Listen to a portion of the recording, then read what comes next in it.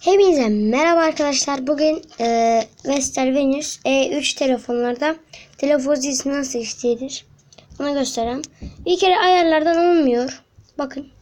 Ses ve titreşimden olmuyor. Hiç orayı falan denemeyin. İlk önce Google'a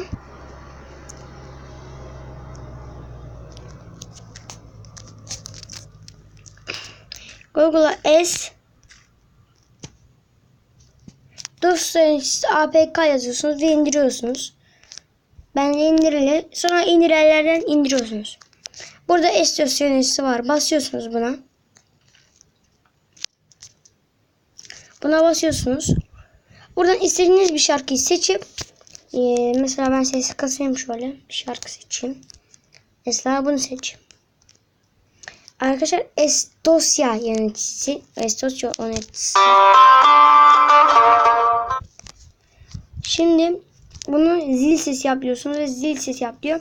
Aşağıda şimdi zil sesi yap. Ben zil sesi yapılı olduğu için büyük ihtimalle ediyordur. Neyse bu kadardı. Görüşmek üzere. Şöyle kapatalım. Görüşmek üzere. Bay bay.